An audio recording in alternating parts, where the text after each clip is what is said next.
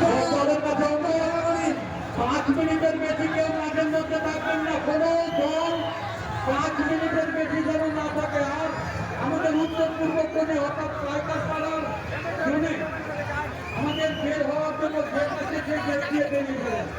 যে যেমন করে আস্তে আস্তে মূল গন্তব্যস্থলে নিয়ে যায়।